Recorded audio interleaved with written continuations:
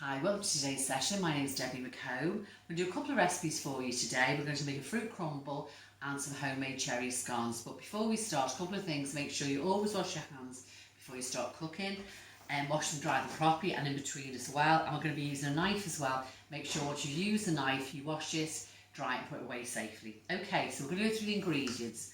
So here, now normally when I make crumble, we would use fresh fruit. I thought today we'd use some tinned fruit. So I've got some pear halves and some apple slices. So that's the apples, they're already sliced, which is great. And we've got the pears here.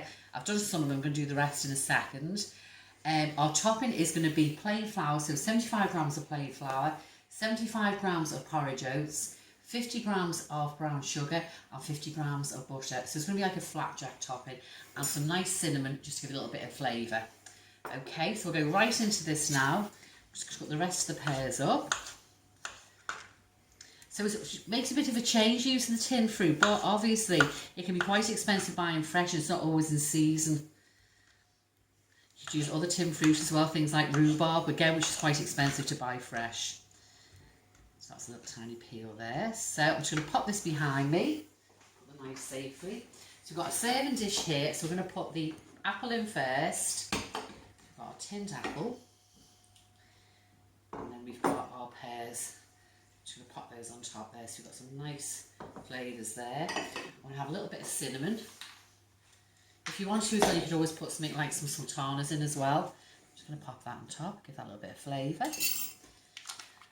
So that's our fruit ready. This is so easy to do, isn't it? Again, just going to pop those behind me. I'm going to make the topping now, so we've got our flour, so 75 grams of plain flour, 75 grams of porridge oats, and I'm going to pop the butter in. So if you just watch the way I'm doing this now, it's like when you start to make pastry. So you want it to look nice and crumbly. Mix it together.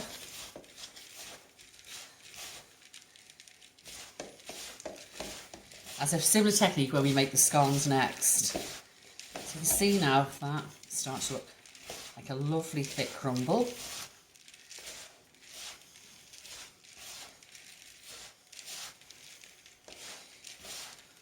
Do this actually. So if you do this with the children, it's a really good thing for them to have a little go at as well. There we go. And then I'm just going to pop the brown sugar in. Give that a little mix around.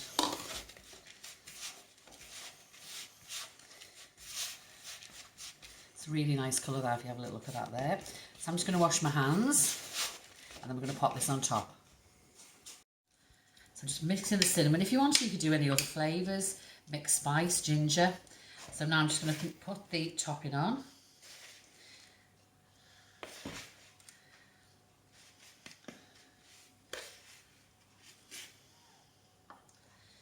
So it covers the apple.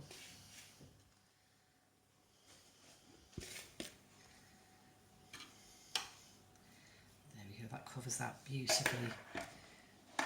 Okay, so there we have our crumble. So this is going to go in the oven for about 25 minutes on 200 degrees. So while that's in, I'm going to make the scones. So obviously if we've got the oven on, we're actually making two things now, so we're not wasting the oven. So that's going to go in the oven, and I'm going to start on the cherry scones. Okay, so the crumble's cooking away nicely. I'm going to give you the next lot of ingredients. We've got 225 grams of self-raising flour this time, 75 grams of butter, 25 grams of brown sugar. If you didn't want to add that for whatever reason, you don't need to. It just gives a nice bit of sweetness. And I've chosen to do cherry scones. So we've got 100 grams of glacé cherries. I've chopped most of them up. If you want though, you could do sultanas. You can make cheese scones. But I think the cherry ones, I personally think they're the nicest. And we've also got, which I forgot to mention, 100 millilitres of milk. So that's going to be our liquid. So to the last of the cherries. And why I've said 100 grams is because these little pots are 200, so you're just literally using half a pot. That's a lot of scones we're doing today. I'm just going to move that for 1 second. And we'll start making the scones. So we've got our flour, we're going to add the butter. And very same process we used last time. We're just going to bring it together, and we're going to make it into breadcrumbs. So it's like when you're making pastry, how you start to make pastry.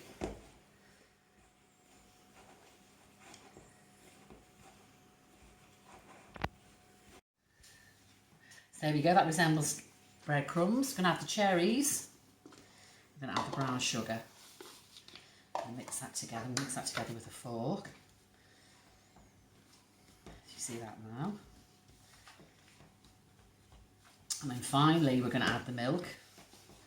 And milk is what's going to bring it together. So it's 100 millilitres of milk. And this will form it into a nice dough.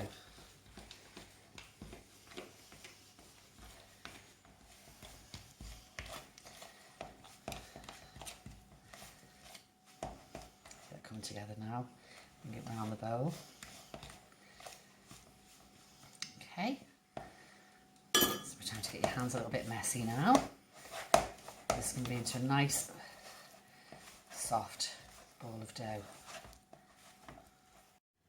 So I'm going to put a little bit of flour on the board. If you haven't got one of those, just sprinkle a bit of flour. See the way that's come together beautifully. Now you can use a rolling pin. Oh, excuse me. But however, to be honest, you don't really need it. You just press it down. So I'm going to do, now the scones you can do in different sizes. I chose to do this size. It makes about 6 scones that way. Pop them out. Oh, there we go. That's the hardest part to do, to be honest.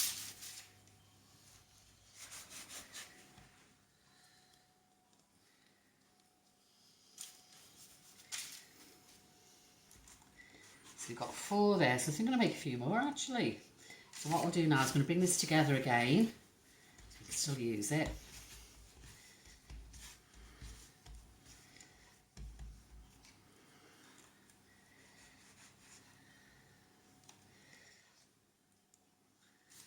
And I like if you're making this at Christmas time, you could use some mincemeat in it, and you could actually make little star scones. That'd be quite a nice way to get the star shapes.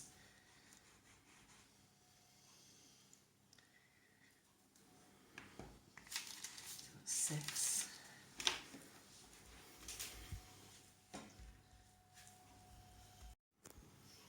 Okay, so that actually made 8 scones there, so that's quite nice. So using that size of cutter makes 8. And obviously maybe do some small ones. So I'm going to put those in the oven now, along with the crumble. I'm going to serve it all together when it's baked in the oven. Okay, thank you.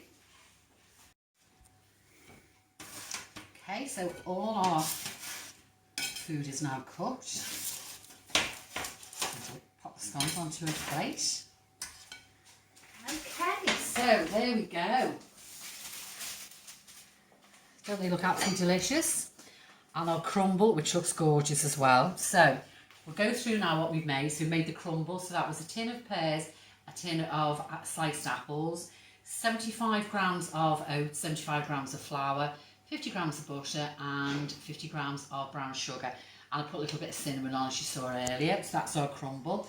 So that can be served with, you can have cream, custard, creme fraiche, ice cream. Just put it in the bowl so you can see what it looks like. Oh, it's absolutely gorgeous, doesn't it?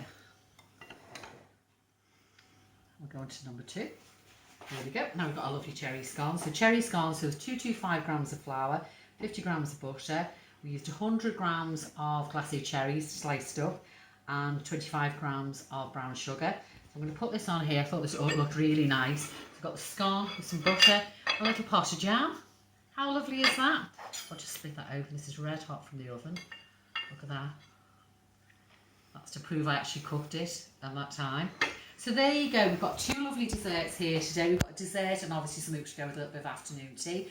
I hope you've enjoyed the recipes. Cost-wise, I would say the crumble comes to about £2 and the scones probably not even £1 considering what you pay in the shops.